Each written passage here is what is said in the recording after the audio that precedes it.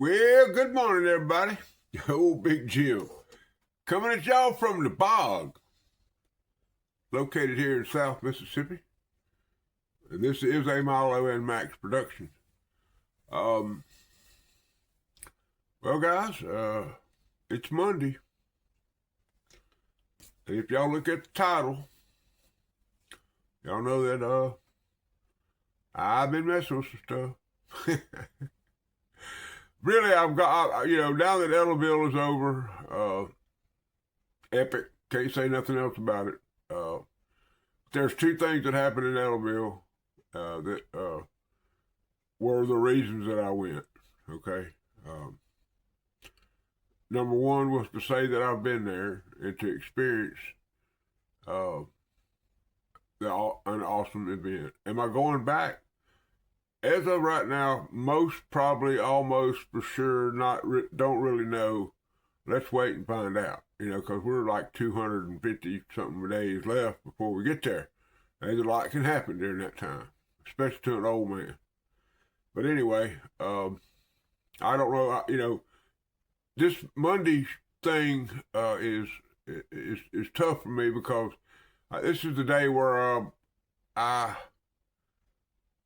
it's the hardest editing job of the week for me. Of course, I'm learning more and more and more, man. And CapCut has really helped a lot. Now, I got capcutatosis pretty bad. All my little blow ups and all that, man. I have a blast doing that. I got a new one out that's promoting the April show that's coming in from the Deep South Knife Club, where the cat's working on the junction box and he blows up. I mean, stuff like that. I got one where the cat plugs in the extension cord and something lights up behind him, and that's promoting Brother Dwayne's show in Danville.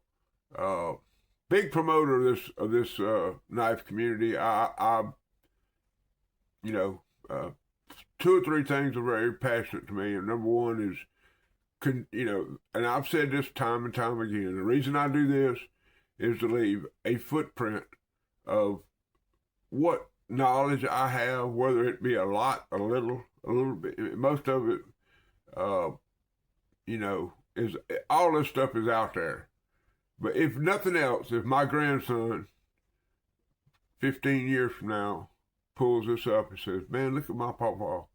My pawpaw's got it going on," and that means a lot to me. But the other reason I went to Ellaville was this right here.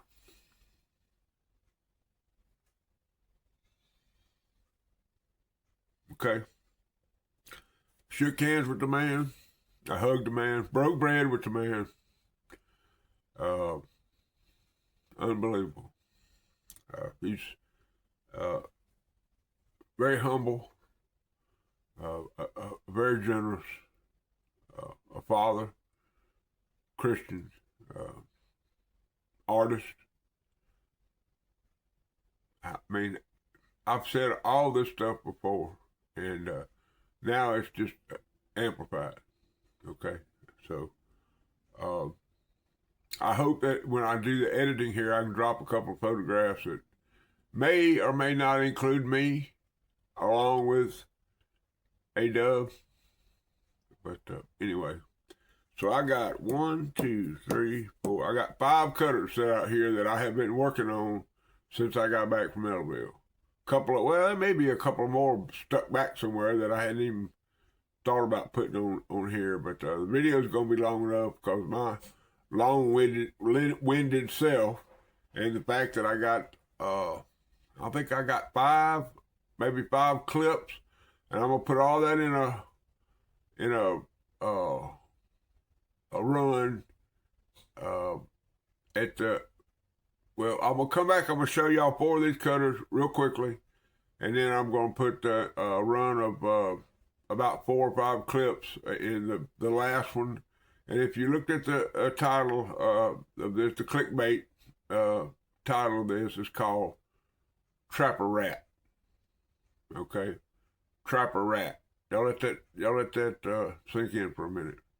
Anyway, let me get this thing turned around. We'll go over these first 3 or 4 here real quickly. It won't be a whole lot there for these because they're just little little massages, I like to call them. Okay, I'll be right back. All right, guys, still got a little eye candy out there for y'all. And the first knife that I'm going to show y'all is got a lot to do with one of the things that's out there. The other night I was on Deep South Cutlery, their Thursday night show. Now today is Monday, and they have a show tonight, Monday night. They go on to do a show. I believe it starts around 4 o'clock Central Time. But anyway, the other night I was on there, and I know where a lot of stuff is in that store because I'm there a lot, and they trust me. They know that I'm worthy, and I'm not I'm not gonna come in there and rob them blind, which they but anyway, if you know, you know. But anyway, so I told Brother Seth, I said, Seth, or on the chat, I said, pull out the, such and such knife, and so I can buy it and get in the giveaway. So they put it up there. He threw it up there at $5, and I bought it, and it put me in the giveaway. And when they ran the giveaway, I won this case knife right here. Now that's a Tractor Supply. See that shield, got case on the roof, green bone. I don't see nary green in there. Of course, I'm kind of colorblind, but I can see green pretty good. But that looks dark, to me. But don't that pretty? And it's a 2024. Most everybody knows the story why Tractor Supply is not selling case knives anymore. So anyway, here's the cutter that I told Seth to put up there. Now this thing is pretty, and I knew the potential of it, and I know the maker.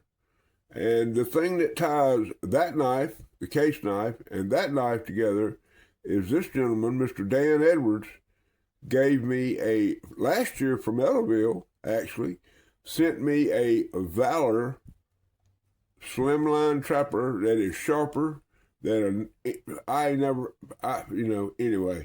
But anyway, this is a Valor. Okay, now, and y'all, a lot of times people say, man, that knife's all scratched up. Well, you know what? I don't care. This is a Valor, and it says Wilderness K1.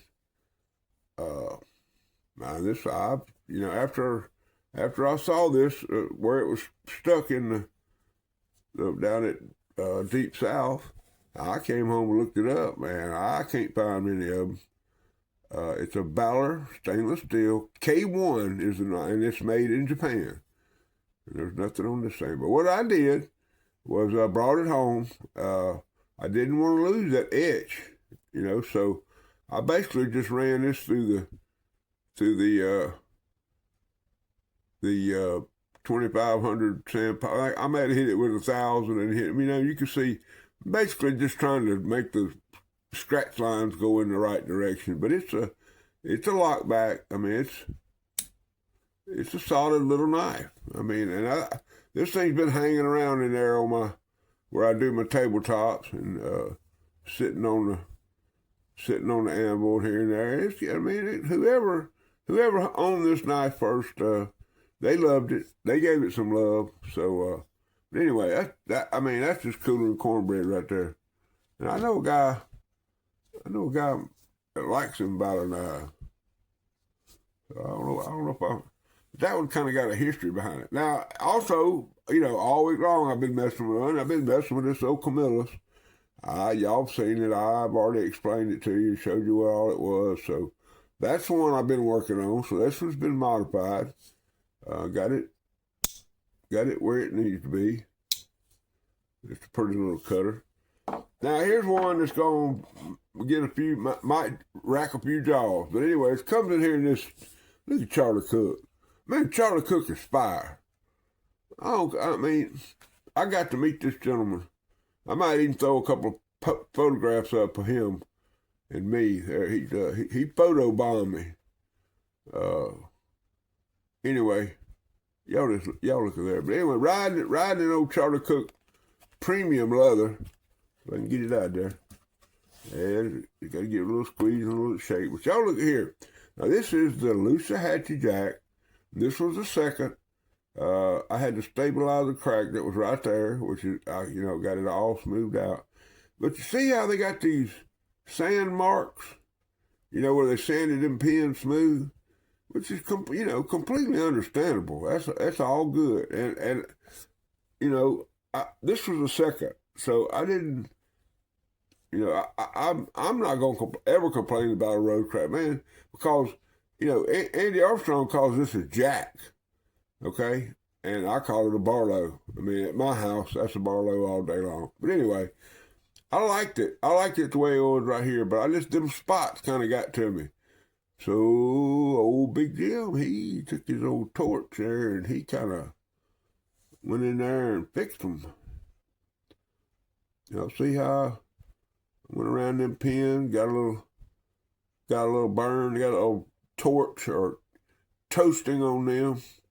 I was thought about maybe hitting that up there, but those festers right there, that's just, that gives that son a good character right there.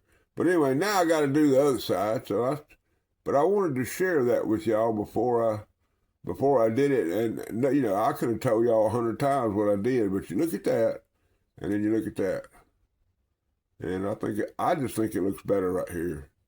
And of course, Rose Crafted Blades. This is the Loosahachie Jack, which is your D2 steel, and that's a RCTO 0. Yeah, and STG stands for stag. Got plenty of fingerprints. It's not a magnet. If it was a magnet, it would have stuff stuck to it. It is a knife that has fingerprints on it. Okay, guys, I think that's a good one right there. All right, next is look at there, coming in here. Look, Howard Bentley. Man, Lord have mercy, Howard Bentley. Man, I had a leather worker, a quality leather worker, call me up and quiz me about leather and thickness and what style, shape, construction that I like, and I was very honored by that. I'm not going to mention any names, South Carolina, but he and I had about an hour conversation about leather work. Now, riding in old Howard Bentley's pancake sheep there is a knife that I got from A-Dub, and but the problem I had with it was the nail nick was kind of hidden in there. Now that didn't mean that I had to use my Jobo that I have knife picks to get it open on a regular basis. So what I've done, and of course that main blade, the clip point, it's just that queen snap anyway. But and look now, so all I gotta do to get it open now is just reach in there and grab her and get it open. So I got it done. So what I did, let me make sure I don't want to cut myself because this sun gun is sharp. It's got that A-Dub edge on it. Go ahead and get it on up out here out of the way. All right, let me get it off camera so I don't hurt myself. I don't mind getting cut, but I don't like it. I ain't gonna do that anyway. All right. So I didn't want to have modify this winter bottom boat in any way. So what I did is I went inside there and took my little rotary tool and made me just a little internal nail nick. So now I can take. See, here's another problem I got with getting it back open.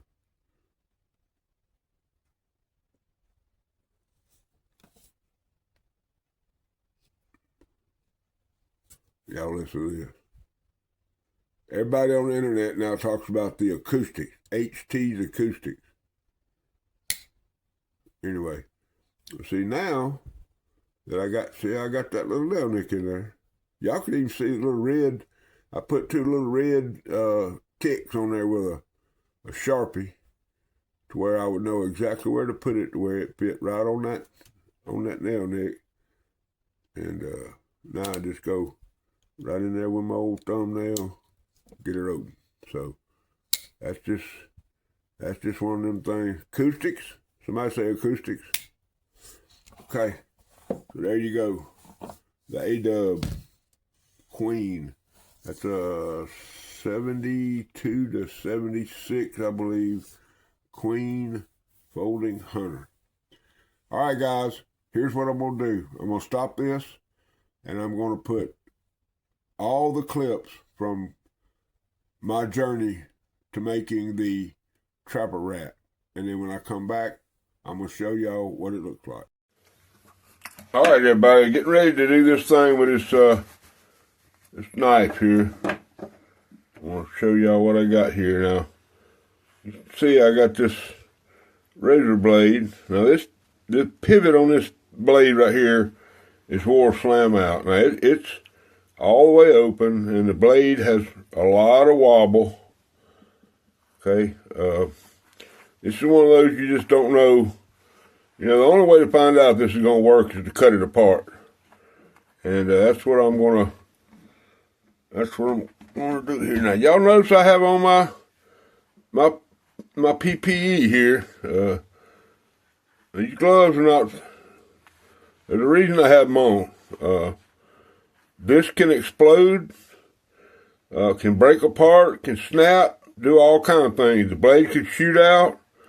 Just all kind of things that could happen. So, but what I'm going to do is I'm going to take this old timer. I think it's a 194. My memory serves me right. And then I'm going to take this China-made muskrat that I've got a few years ago. Now, I love this knife, but it's just not something I'm going to carry. I bought a shield. It was the wrong shield, but I put it in there anyway. I mean, it's a functional knife, but it's not a rotational knife. So I'm gonna cut the blades out of this one, and I'm gonna put it in to here. Now I know y'all can see that that's a carbon steel blade, but I don't have a knife with a carbon steel blade in it that I could, so I'm going to make do with what I got, basically. So, y'all hang in there. Old Big Jim's going to get this done, get it cut up, and we'll come back here in a minute. All right, everybody. The deed is done. I want y'all to get a look at the blade. Now, you see how see this lip on the back right there? Now this blade's still in pretty bad condition. I ain't done any cleaning to it. I mean, I guess I should have run it on the wire wheel, but I just wanted y'all to see what it looked like when it came out. But the actual pivot on this blade right here is wore completely out. Okay, and that was the reason you had blade play. That was the reason that the spring was not in the proper position to hold the blade in shape. Now, what I got here is I'm going to have to drive these pins out.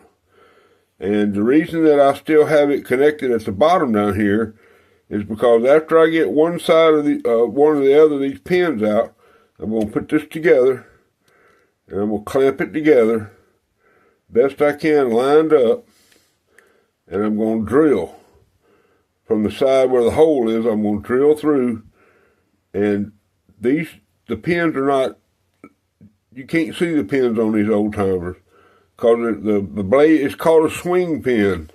It's kind of hard to explain, but it's like the knife is put together and turned around and then pinned in the middle, and so the pins don't show up.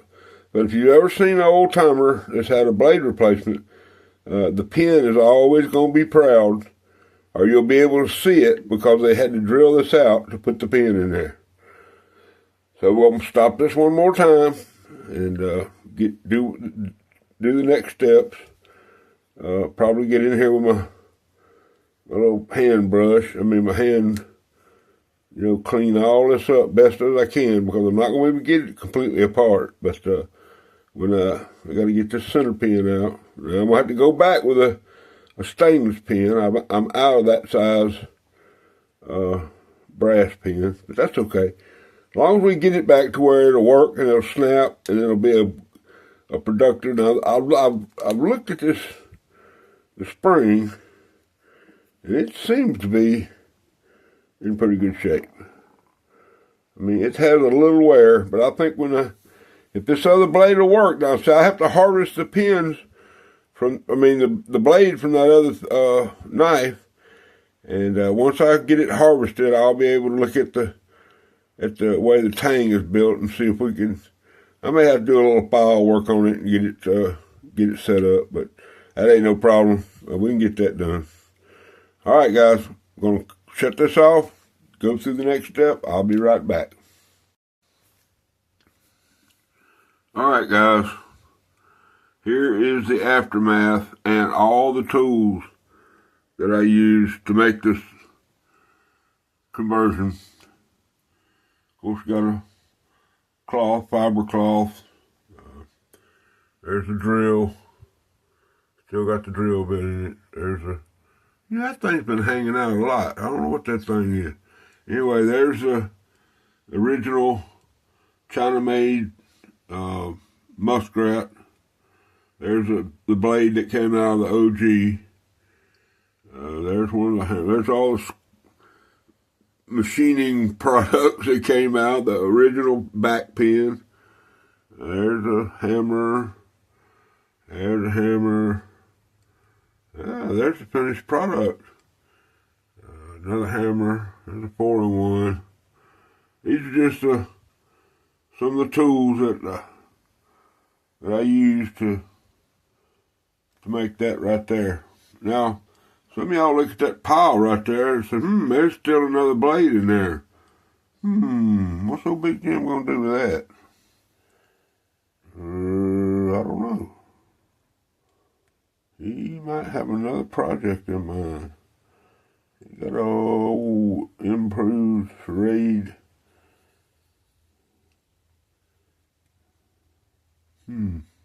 Wonder what old Big Jim's gonna do with that. All right, man, I'm going to go back to the table. We're going to reveal the final product, give y'all a look at it, and let y'all tell me what y'all think. None of this could have been done without Jesus. Everybody needs a little Jesus. All right, everybody. I'd like to introduce y'all to the Trapper'Rat. All right. Now, a lot of people are going to look at this and they're going to say, man, that thing, that's all this and all that, and that's okay. I don't mind the criticism, because I took this was damage that was on the knife. When I bought it off of Whatnot, the guy never showed the back of it, so I never saw that. Don't care. It looks like it was burnt, or somebody laid it down on something hot. I really don't know. But what I did, and this thing's, it's brand new right now, so it's kind of hard to open and stuff. But what I did was half stop. Wonder where that came from. Okay. I put a muskrat blade in it. Okay. And yes, it is a serrated muskrat blade. But here's the problem. It says 77 RM. Now, I've looked this up and looked this up and looked this up. Now, I haven't lately, but I have not ever been able to find a serrated 77 RM. Don't know what it. The thing had like a Christmas, like a red swirl Christmas pattern on. Well, y'all saw it in the clip in the thing. The other thing about this knife that is I didn't have any brass pins, so I had to go with a stainless pin. Also, this knife was probably from the 70s. the blade was completely gone. You can see the back spring there is uneven. Now this blade stood a little proud, but I took it, sanded that. You can see where I sanded that down, got it to where it's good and smooth. Of course, it ain't perfect. I haven't taken this thing and put it in a bench, in a vise and sanded it smooth, because you know what? It's a 70s, 80s knife that has a brand new blade, and if it looks like that on the back, you know what? So be it. How many of y'all got a Trapper'Rat? Okay, and I'm not saying that to be a butthead or nothing. I'm just saying that. Now I've seen case knives that have had this conversion. Billy Ray and them get stuff like that in every now and then. So I'm not, there's nothing landmark about what I'm doing here. It's just something that happened. But the liner lock works. It's solid as it can be. Y'all can see that. I had to, I didn't modify it, but I had to make a little bit of adjustment on the bottom of the tang to where this would swing over and engage in the thing. But you push it over, give it a little deal, goes right up to the half stop, okay, which I may or may not have put in there. And then, of course, it hadn't got the snap back, but we can work on that. But y'all can see, man, it's still got the original grind lines in it.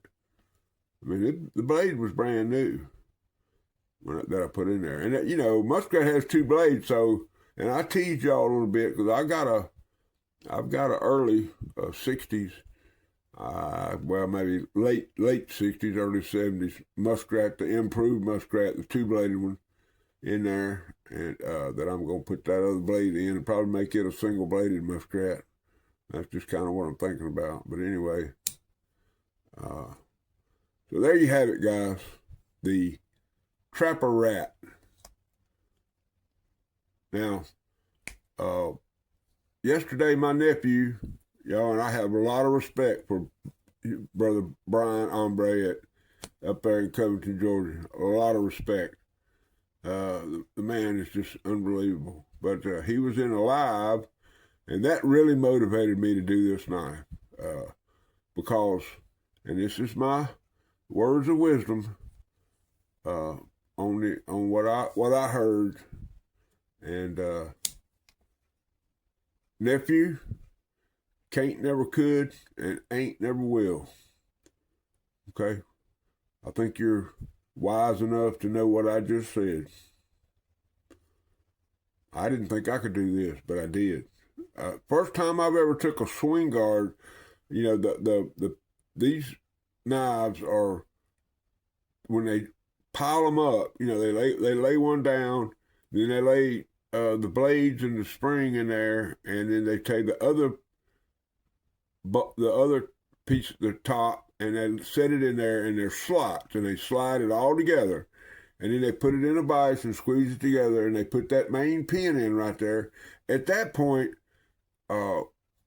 there is no holes, or I had to make these holes. I had to drill these holes in here to put a pin through there. But anyway, I think it turned out pretty good for an old fat man down here in Mississippi, crazier than a loon. And it's kind of hard to open, guys. Oh. Anyway, I think it turned out pretty good. Old crazy man down here in Mississippi got her going on. So there you go, guys. Modified Monday. I love all of y'all. Thank y'all for coming by. I hope I get this thing edited and get it to where it makes some kind of sense to y'all. I don't struggle with the editing part of it, but when I do it on my phone, it ain't no big deal. But when I have to go in there and get on the computer, and I got 2 cell phones that I'm downloading clips from and getting them all straight and all that, but I'll get it done. I'm going to figure something out. Y'all going to get something. How about that? Sometime today. But anyway, remember, you need to always keep a Band-Aid handy. Remember that Jesus Christ is Lord of my life. And rule number 9.